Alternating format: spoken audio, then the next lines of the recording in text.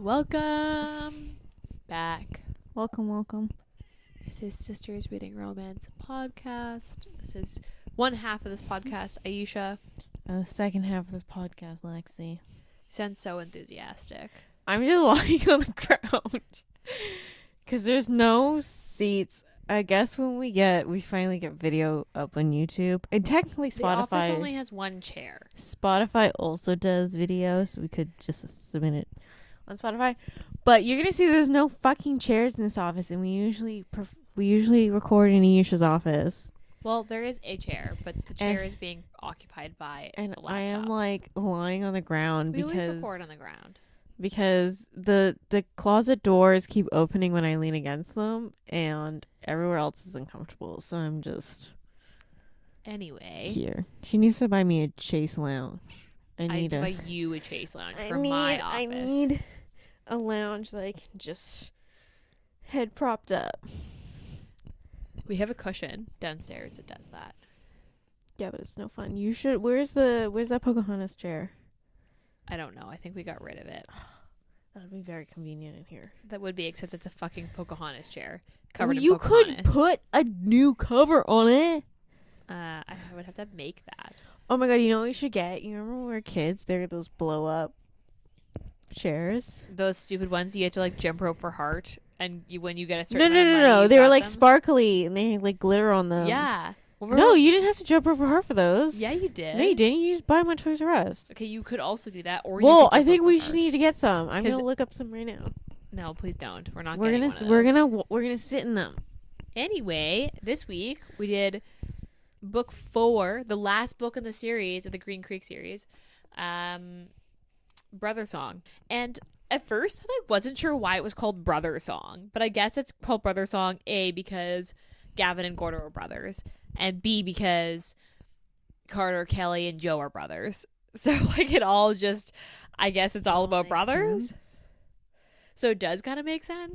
So tropes: fated mates, Good mates. werewolf, it's always been you I for Gavin. guess for Gavin. Grumpy Sunshine?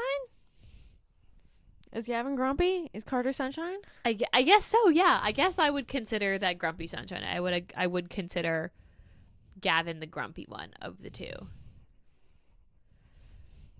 Yeah, this would kind of be grumpy sunshine. Found family, Mm-hmm. fantasy / paranormal romance, Mm-hmm. queer romance. Queer romance, yes.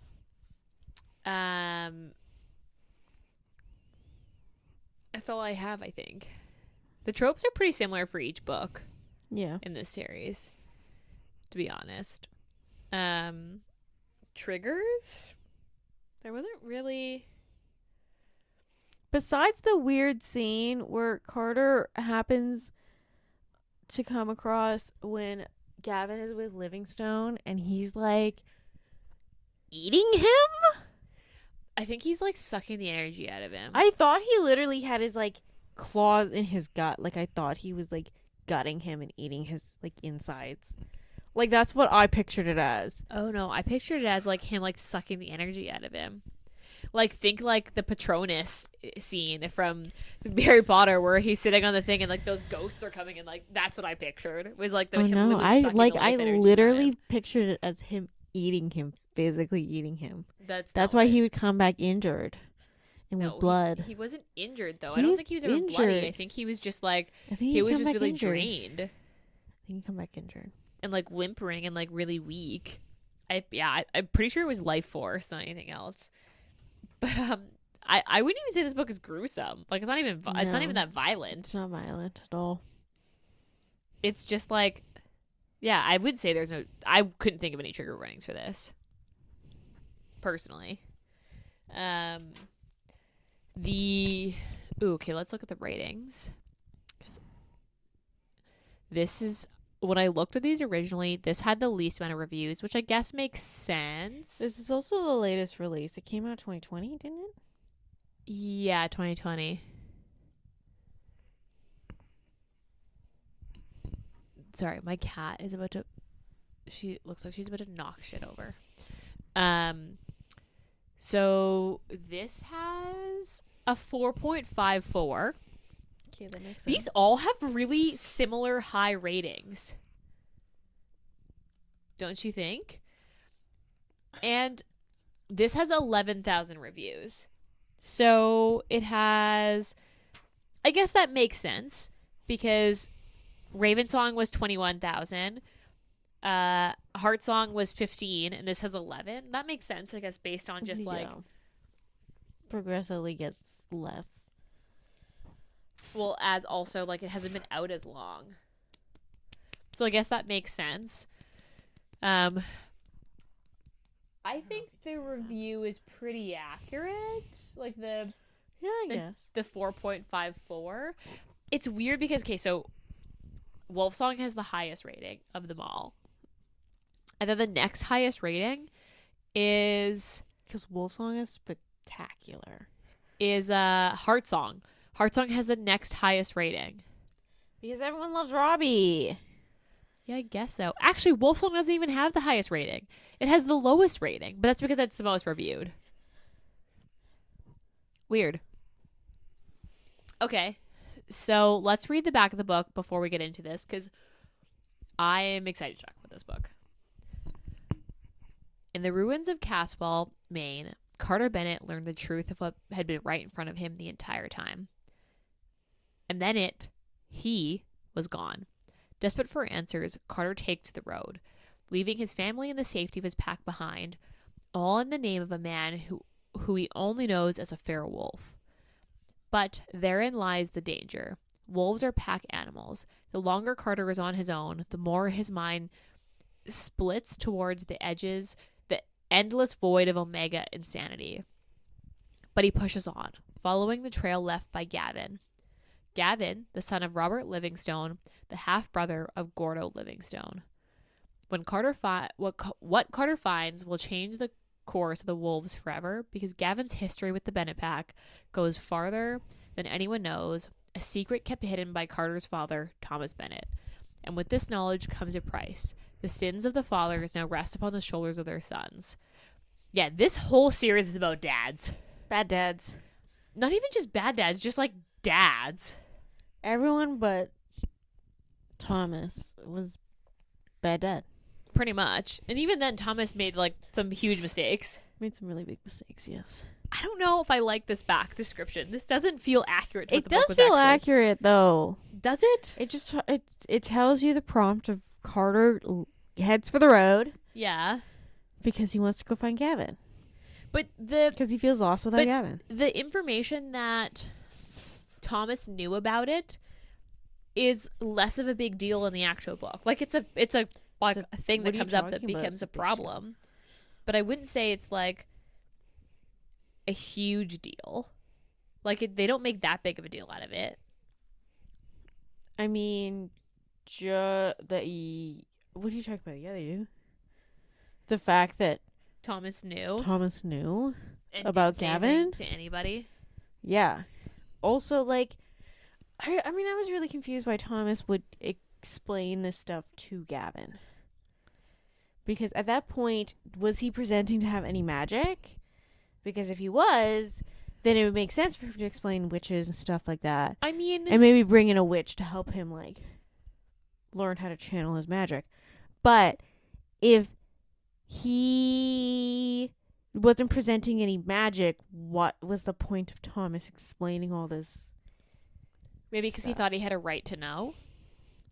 A right to know that instead of interacting with humans, they decided to keep humans in the dark. So when Robert Livingstone got his mistress pregnant, they were like, instead of bringing her into the fold because her kid might be a witch, they're just gonna send him away. And they actually, like, they basically had her give him up for adoption. Yeah, and she was like, Elizabeth, like, makes a note that, like, there was a point where she just, like, disappeared for a while, and then she came back, and she was, like, a shell of herself. And the mistress wasn't the same. Yeah. Because she had to give up her kid. To give her baby. It's a pretty fucked up situation. It is pretty fucked up. And I mean, Gavin had parents that weren't his parents. Well, yeah, he had adopted parents. Were they not adopted? where they lived in the middle of the woods. But they also died. My thing is like, so his parents died. One, they never really bring Explain up his. how the like. I think they died in a car accident, but they never like bring him up very often because like No. I don't know. Besides him saying that it was like a happy life. Yeah, but he still went with his mother's last name, Yes. which is just like, what about the two people who adopted you and raised It you? is kind of never explained how that situation worked out because basically Carter hits the road to find Gavin and he's kind of by himself for a really long time. He's going crazy. And he's going crazy, hallucinating. which is fair because he's basically going feral. And then he finally finds Gavin and Gavin's in his old childhood home. in the middle of fucking nowhere. Where he grew up with his adopted family. Yeah. And because he needed a place basically that was familiar to him because he was also, like, Gavin was also starting to lose his mind being away from Carter. So. Because Carter is his tether. Yeah. But so he has, like, he didn't have, like, a big understanding of what a tether was. No. Like, it was explained to him at some point. By Elizabeth, I think. No, by Thomas explained to him what a tether was when he came to visit him as a kid. He explained that his mom died. Yeah. But I don't think he really came to a realization of like he needing a tether. Did they ever, I don't remember, did they talk about why he wanted to be a wolf? Because basically he thought that like when Thomas came and explained all these things, he was like, "Oh, that sounds like a great life. I want that." And then Thomas was like, "No, we're not doing that. I'm not turning. We're not turning you. Also, you could die." But then he doesn't care because he ends up finding an alpha hooded anyway, and he doesn't get turned. But then he has a hard time. Like he instantly, basically, is feral because of it. No, because when you have your first shift, you need a tether. You need to think of your tether. So someone guides you through it. With Joe, it was Ox. Yeah. With Gordo, it was Mark, and then he lost his tether, and then it went to Ox. Yeah. With Thomas, it was Pack. With Gordo's Ox, a witch, though. But he still needs a tether. That's the whole reason Robert Livingstone leveled an entire town. Okay. With Thomas, it was Pack. Ox is Pack. Yeah. So when Gavin was first turned and he did his first shift, he didn't have, because he didn't understand what a tether was. So he just went instantly feral? He didn't have anything to really like hold on to. So he kind of, he's just been like feral this whole time. He's never had a pack. He's always been an Omega. Because basically Carter is trying to convince him to go back. He's like, you need to come with me. Like, you're part of our pack. Like, why are you doing this? And he's like, well, I got to keep the beast happy. Because that's literally what, like, Livingstone is literally a beast. Like, he's stuck as a beast. Yeah. And except then for he can turn into a man. That's because that witch the witch, like, betrays them. Yeah, but no. But that's before when Gordo, Kelly, and Joe come. Oh. When they confront him on the road in that car chase section, he's a man. He's not a beast. He turns at the end. After they like crush the beast and he turns into a man. Yeah. Because like he's basically stuck as a beast the way that it's described at the beginning. Mm-hmm. And like even when he turns, I really wish they didn't have him turn into a man. I really wish it was he was just a beast the whole time. Yeah. Yeah. He does make a good villain though. I will admit. That he does make a good villain. I just wish he wasn't the villain for the last 30 The whole books. book, the whole series. He was the villain for the last the whole time. Yeah, he was the villain for the last 3 books, and I was just like, okay, I want something new. And indirectly the villain in the first book. Yeah. Yeah, because basically they escape and like have from the woods. Like Carter and Kelly show up and like save them. Basically, they convince Gavin to come with them back to Green Creek. And they trap Livingstone in this like national park via witches. It wasn't a national park. It was where Gavin had him. Yeah, but it That was was like not a national park. it was on the outskirts of a national park because they were saying how the national park felt like it was dying, and because he was like just so evil. That's literally what they explained it. I thought it was kind of like he was just like sucking the energy and the life out of the trees, out of the land. Yeah, and like so. They trap him. They go back to Green Creek, and then everything's kind of normal. And they're kind of like, we know we have to battle at some point, but we're just gonna live. Yeah, for now, and see what happens. Gavin starts to turn back into a human gradually, and Carter is like now coming to terms with the fact that like, okay, so this guy's my mate, and mates are sexually attracted to each other. Carter, like, okay, my thing is like, so in Wolfsong, Kelly has this explanation to Ox because Ox comes out as bi. Yeah, like wolves are fluid. Like they they don't think I'm attracted to men or women. They're just attracted to people. Yeah. But with Carter, he's always been, and they've made it like very clear that he's always been attracted to women. And although he did kiss Ox, but that was just as like a one, he wanted to be able to hang that over Joe's head, and two, it was like his friend of like, I'm gonna pop your cherry, your gay cherry. Because Carter, I didn't see that as like attraction. I saw that as, oh, you've never kissed a guy before. I saw it as like not quite attraction, but not quite unattraction. No, I didn't see it as that.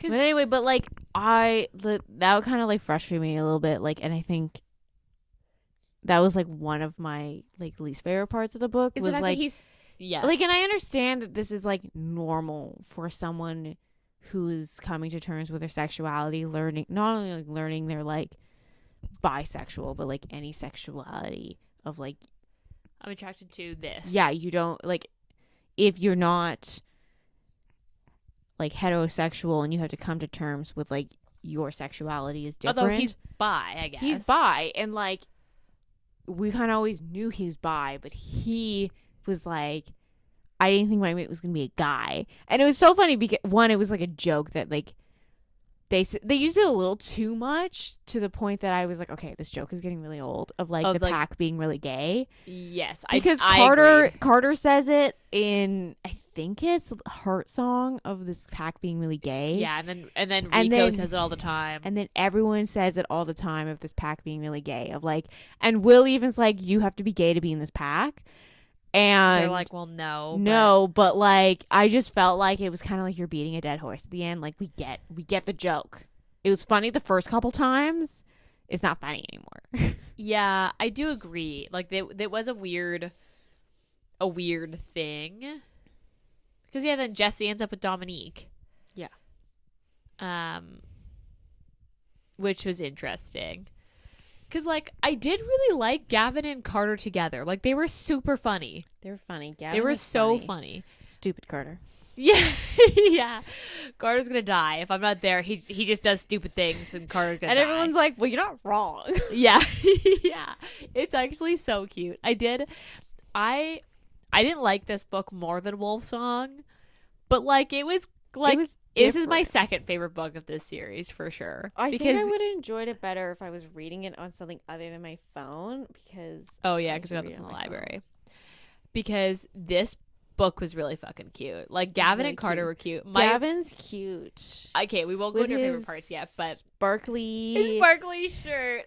His sparkly shirt. He loves... And the thing is... He just loves what he loves. He loves, like... pastels. He loves pinks. He loves purples. He loves like he likes shiny things. He likes shiny things. He likes color. And I loved how the guys were like, "Yeah, you love color. Let's get you like 10 of these pants in different colors." Yeah, that's just a guy thing to do. And then they were like, "Oh, I asked Rico because Rico is dressed nice," and he's like, "I can't believe you just said that. In that case, you're definitely coming shopping with us." And they're like, "No, he's not that." They're like, "No, Gavin spoke. He said that I'm the best dressed. Like, that is a word. I am the best dressed. He's correct." And it was just like so funny. Yeah, when he like goes into the back and then comes out in the pink shirt that says then he Diva, has and they're like, Carter's like, "Can you not?" He's like, "I like it. It's shiny." And then Dominique's like, "Just leave him alone. Like, let him wear his sparkly pink shirt, okay?" It's so funny. And his like pink socks that Yeah, don't fit. it's actually really cute. I also loved Elizabeth and Gavin in this. Mhm. It was really cute because, like, I would say the first 100 pages are Carter finding Gavin, Mhm. and then the last 50 pages are like the final battle. But everything in between is just like domestic bliss Yeah. of them just like kind of learning how to be a couple and like where they're going from there. And I liked the book, like when Joe and Kelly leave the book. Oh yeah, that was funny. That was really funny. They leave him like basically, what was it? It was like an old like It was 70s like 70s, like how to like have gay gay romance. sex. No, it was like Gay- how to yeah, have gay gay- sex. It was It's like, what's that that sex book that the was really- Karma Sutra. Yeah, it was like that, But for gay sex. And Carter is like, And they like annotated it, so They, they like- put like little stickies on, and they Like- were like, "Make sure you hydrate if you try this. yeah, don't use this unless you're using a lot of lube. Maybe you should work up to this position." It was so funny. That was actually such a funny scene. I did really like Carter because I liked him as a character because he was just really easy to like be in his head. Do you know what I mean? Mm-hmm. And I think that the beginning was hard to read because I was like, God, like I hope this doesn't go on for long. But it ends when it should end. Do you know what I mean? Like Carter finds Gavin when it should happen. Because I think that if you ended up staying in Carter's like insanity mode for long, I would have been like just so bored. Mm-hmm. Oh. You have thoughts? Yeah, the cat is. So the final scene happens, and then the book doesn't end. There's like what 4 or 5 chapters after the There's final like 50 scene, pages after the final scene. which I really liked. All books should have that. Like, Well, why they- does it I end think at the climax? They knew it was like the final book, so they kind of had to. Like he closed up the series basically. Yeah. Which I liked because I find that not all series do that. Where the last book has got a bit of a like goodbye. And it felt like a bit of a goodbye. Where all the lot of loose ends were tied up. Where they were like, yeah, they think Jesse might eventually turn to be with Dominique so they could run together. And they talk about like Rico and Bambi and their kid. And then they talk about like the fact that it is time for the Bennets to end. And that like they're all okay with that. They've all come to terms That's with because it. they're all gay and they cannot. Well, I mean, they can. I wish. Can there be a novella where Joe and Ox like adopt a kid? Oh my god, like they obviously, would be so fucking but, cute. But my thing is like they never discuss that. They like obviously Rico has a baby a baby, but they never discuss like maybe Ox and Joe want to have a kid or adopt and like adopt. Kelly and Robbie would be such good parents. Oh my god, they'd be fucking adorable. Or like I know Mark's a little like Mark and Gordo are a little bit older. I highly doubt they'd want to have kids, but no, they'd be cute uncles. Well, I mean, like Mark is technically an uncle, but like, do you know what I mean? I don't know. I just wish that they did have that, but maybe that wasn't the point because like you don't get to see like a future epilogue. Like you just see basically them settle into lives when like they're like it's over. Like I did not expect the book to end with Joe not being an alpha. That's not how that is not what I expected. I kind of expected it because Joe never really wanted it, and Ox was really more of an alpha than Joe or like was. Really, I wouldn't say I wouldn't say enjoyed, but like was more natural and like it kind of like it just like he exuded alpha. Yeah. And like the fact that like Ox became an alpha as a human like it just naturally came to Ox, where like Joe, he was literally born. I don't how do they pick the fucking alphas? You know that's how that works. Is like alphas are born anyway. Yeah, but like how did they, when they like they knew Joe was being born? How did they be like, oh, he's gonna be the next alpha of They all? don't think they knew. They just you can't know until the kid's born. Yeah, They but just like assume that like one of how them do will be. you know like a baby is going to be alpha of all? How do you know I don't Carter know. wasn't gonna come into that? That's just I don't think that's how that works. But I don't know. I guess I should have expected that because you knew that the Bennet line was going to end. Like they'd already talked about that before the book, like before the climax, and how the Bennet line was basically going to end, and maybe that's the way it should be. But I didn't expect, because basically what happens is Livingstone comes to Green Creek, and everyone has to get back to Green Creek to be like, we're fighting this this last battle basically. Mm-hmm. And he's like, Gavin, you betrayed me. And Gavin's like, yeah, fuck you, Dad. And Gordo's like, yeah, fuck you, Dad. And then they're all kind of like, they're all tired. Oh yeah. Like, they're all just like, dude, can we just like not? Mm-hmm. They're like, can we just like live our lives? Like, I let's will just say, not. I really wish the final blow, the final like kill to Livingstone didn't go to Ox, but it went to Gordo or Elizabeth. I really wish Elizabeth got her final like Agreed.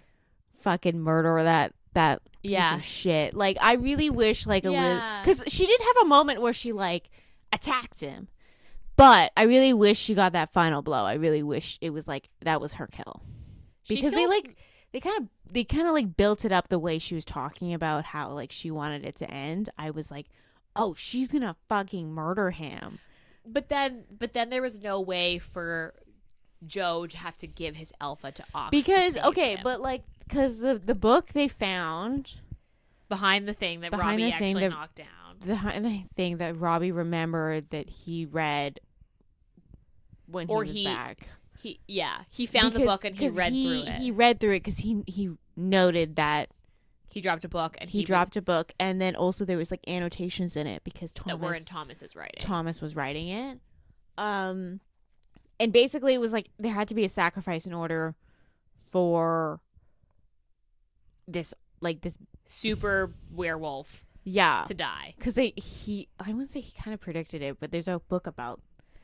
It was never really explained. Never really explained why he turned to a beast. Also, in the book, it says ox, ox, ox, and they're like... Because he knew that Ox was somehow going to have to die in order to sacrifice, which is, like, very Harry Potter. He literally raised a pig to slaughter. Like... Yeah. Although, like... I knew Joe caught on way too late. Like, Ox knew...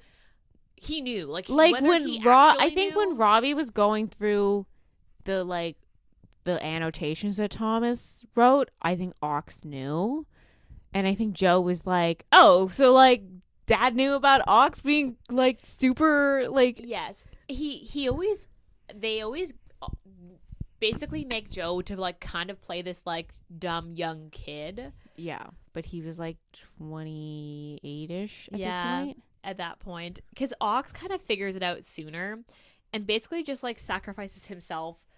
I really wish that didn't happen. To die. It seemed very like, so there's this argument right now going on within the fantasy community. Okay. About killing off characters? No, the main character, in particular the heroines, having to give up. Sacrifice their power, become less powerful at the end in order for the greater good. But you never see that with like heroes, and I guess it's like in this case it was because Joe gave up his alpha to save Ox. Like I felt like the opposite. I felt like it was like Ox having to sacrifice himself for the greater good. I was like, wow, you're really feeding into that.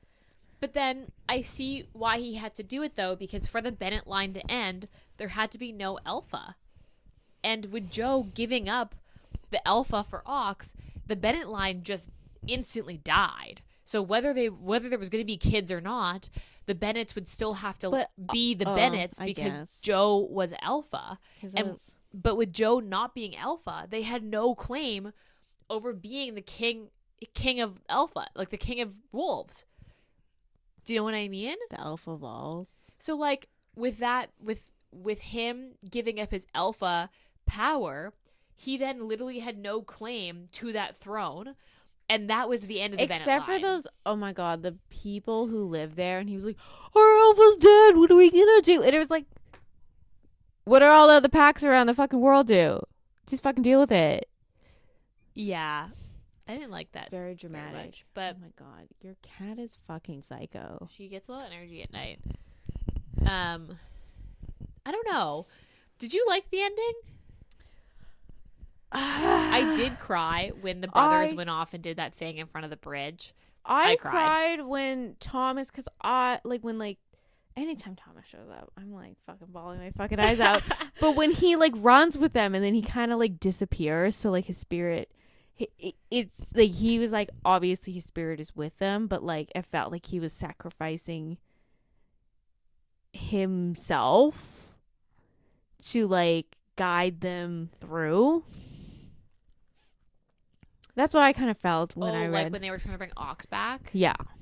I felt like Thomas sacrificed. Like he added to the pack power. Yeah. And that to add to the pack power. So he's like he's not gonna show up in there like, you know, because he like. He was always kind of there. Yeah. But like he's not gonna show up anymore because his like spirit isn't like. Dude, I'm crying. You need to chill, man. Oh my god. I never found it like that sad. I mean, apparently it just kills you. It just kills me because I'm crying right now. Right. Okay. I did find that scene when they finally had that sit down of like the three of them together talking at the bridge, and I also found like when Joe finally was like, yeah, I've always been the odd man out. You guys have always had a connection that I never had. Like I was always kept as other because I had to be alpha. And they were like, oh. But also, Joe and they're like, I wouldn't say a significant age gap, but like. Joe would be 4 years younger than Kelly? Yeah, because it was like Carter and Carter 2 and years Kelly apart. are 2 years apart. And then with Joe, it's like 4 years apart. So it makes 4 years. Yeah, it's 4 years from Kelly. It kind of makes sense why Carter and Kelly are like so close because they're basically like Irish twins at this point. Like they're closer in age. Yeah. Yeah. Because, like, I did like that. I did like how there was, like, a full circle moment where the three brothers kind of came together and were like... There was a lot of brotherly love in this. I mean, I understand. It's called Brothersong for a reason. Because, like, Gordo and Gavin kind of have a moment. They have a couple moments where they just kind of, like...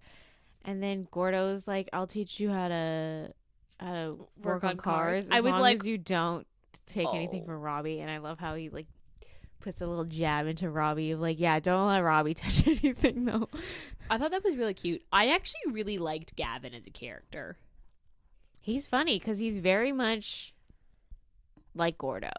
He is very much like Gordo. And it's so funny when they were like next to each other and they were like noting the very similarities.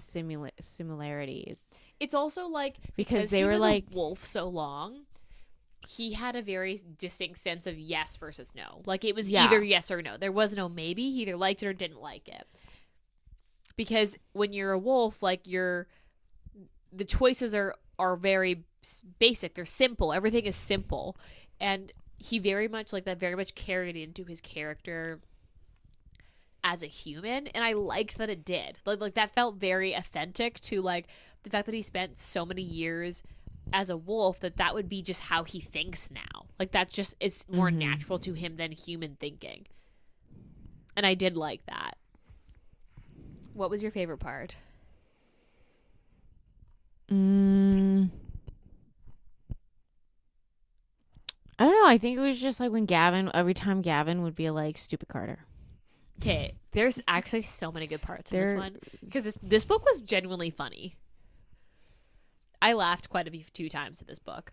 So my favorite part is when they're walking through the woods and Gavin brings Carter the pine cones and Carter's like, I don't know what to do with these, but I'm going to keep them. So he keeps putting them in his pocket. So then Gavin's like, yes. And he keeps bringing him pine cones.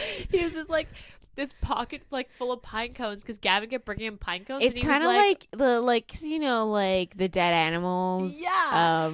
And Carter Ox got a deer. Yes, a couple deers. No, he got a rabbit.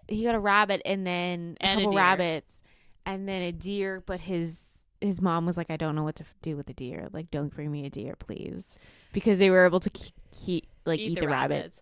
But it was just so funny because he was like bringing him pine cones, and Carter was like, "Can you stop? Like, what am I doing with these?" And Gavin would just look at him and go get another one, and Carter felt he felt bad like throwing them away because he was like, he obviously is giving me these, I just don't want them, so he just like kept putting them in his pockets, in his pocket full of pine cones, and he was like, that's cute, okay, thanks. Like, I don't know, that was by far my because that just felt very much like the two of them together. Like, that was like just like such an epiphany of like them as a couple. It was so cute. And the t-shirts like thing, the pink t-shirt the diva thing. That was funny the too. Diva t-shirt. There's a lot of fan art out there with I love the pink t-shirt. His love of pink. What was your least favorite part? I think my least favorite part was, and I didn't like dislike the scene, I just dislike it as like, I guess, a concept, but like when they learn that Livingstone was coming to Green Creek. Yeah. And his little like merry bands of misfits were following coming along. Them.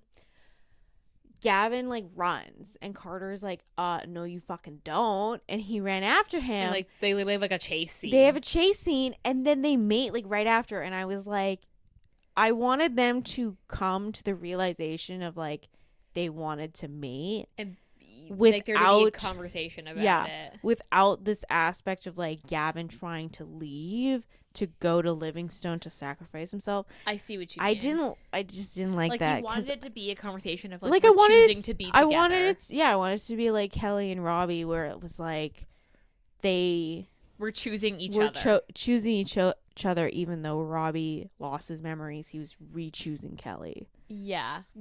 Okay, I could see that. And this is like, I'm going to say this is my least favorite part because I'm not actually sure what to do with this, but the last, maybe like basically after they mate. Mm-hmm. After they mate, and he becomes a beta. Which I also didn't like. You wanted him to stay feral. I didn't. I wanted him to come into being like out of being an omega and out of being feral. They did say that if Carter mated, like the mating would help him tether completely. But I wanted him to be able to come out of that himself. I didn't want him to have to tie himself to Carter. To make that happen.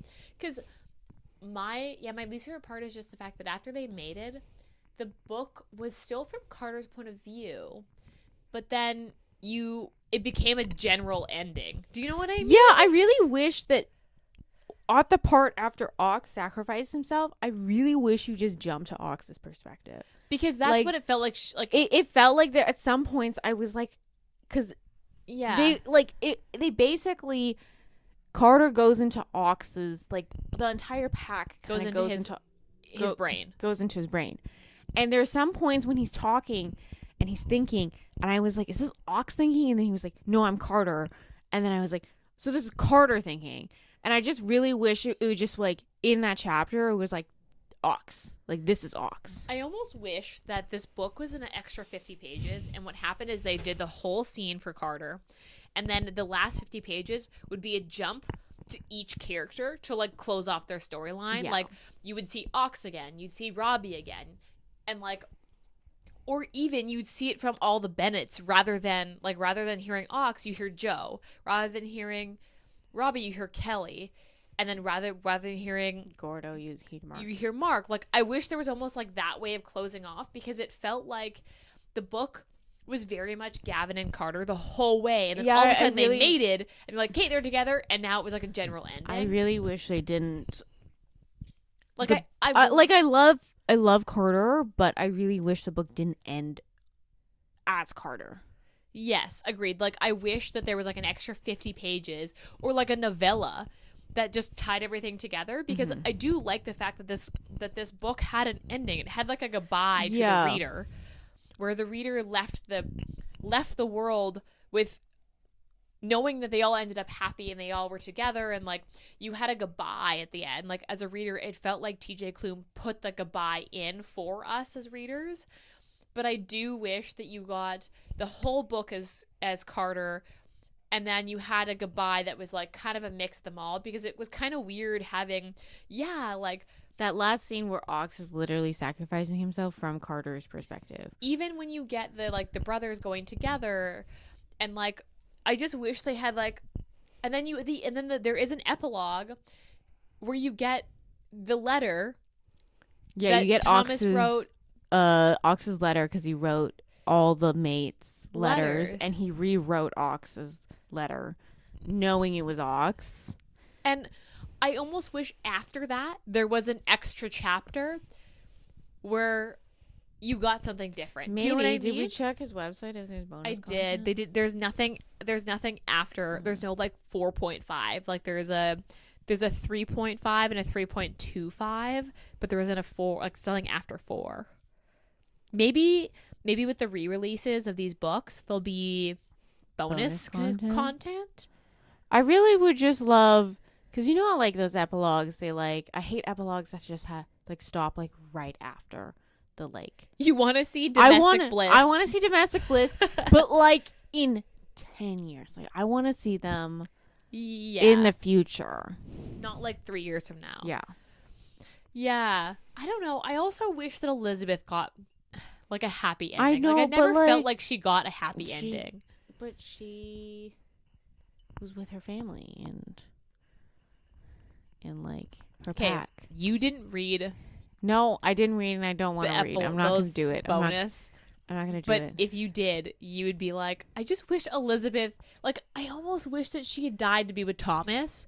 Like, I realize that that's not a happy ending. That's not a happy ending. But she knows she's going to see her kids grow old and, like, her pack and family grow old. But without and Thomas. Then I won't say reconnect, but, like, reunite with Thomas up in the moon, because they say when wolves go to die, they go to the moon. The moon goddess calls her children back. I don't know. I just wish that she had a bit of a happy ending, but that's just like... But she kind of got that with, like, Gavin, because, like, Gavin watches her paint, and, like, Gavin was, like, the only one that she allowed in his... That's in true. In her, like... Okay, so what did you rate this? I rated a 4. I give this a 5, and I'm sticking to that 5. I would say this was a 5. I liked this book. If I had to rank them, I would go Wolfsong, Brothersong, Ravensong, Heartsong. Yeah. Is that how you would rate them? I think I would swap Ravensong and Brothersong. Really? You put Ravensong as second? Just because I love Gordo. I love a sassy little bitch. It's great.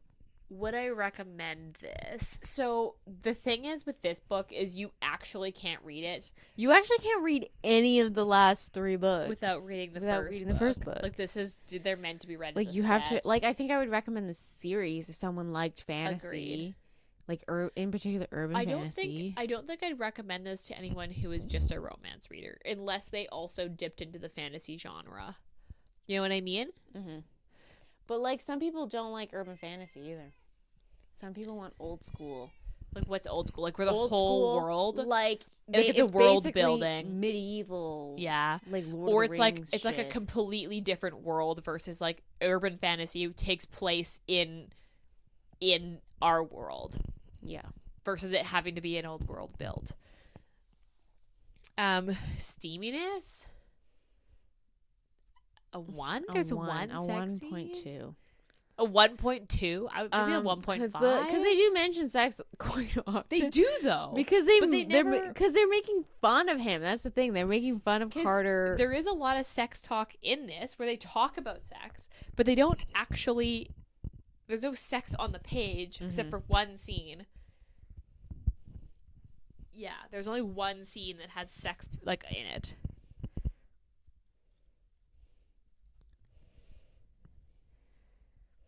I'm gonna say 1.5. Get your toes. Sorry, your cat is distracting me. She's very distracting. Okay. Don't touch anything. So, on that note, any last words? I recommend the Green Creek series. I do too. I would say this is a fantasy or a paranormal, or I would say urban fantasy. This is an urban fantasy series with a romance undertone. Yeah. Like it's more of the subgenre. I do want to go into more of his other books now. I haven't looked at a lot of his other, like TJ Klune's catalog. Because most of it's his other, like this is like his most adult. He's got a couple other adult books that are older But than like this. his more popular ones are YA, I think. I am excited for these to be re-released, and I am excited I'm going to purchase all 4 re-releases. I don't know if I'm gonna do that. I will. I will for sure. I have no bookshelf space anyway. That's what happens when you're in a small apartment. I live in a shoebox, guys. So next month, we haven't even officially decided what we're reading. Oh no, we're reading historicals. We're doing historicals. April's historical month. Historical April. Your cat is trying to get on your shelf. Yeah, I don't know. She's sniffing some of the books. So April will be historical month. And we've got like a variety of authors actually. Some like classics, some newer, and one gay historical. Yeah. Like a male, which is one of my faves. So yeah, looking forward to that. I'm generally not a historical fan, so it'll be interesting to read. Because Lexi reads more historicals than I do. Yeah. Otherwise, I guess just the usual. Follow us on Instagram. Check us out. Let us know what you think. Send us book recommendations. We're more likely to reply on Instagram or email if you're going Follow to us on YouTube. I put a lot of effort in those videos. Yeah, we are on YouTube at Sisters Reading Romance. We're at Instagram at Sisters Reading Romance Pod. TikTok, we're also Sisters Reading Romance. And we will have a Patreon. Eventually. Hopefully, by this episode, releasing the Patreon should actually be live. We're releasing a Patreon? Yeah. Okay, we have some discussions to make. Anyway, that's all for now. So we'll be back in your ears next week. Bye.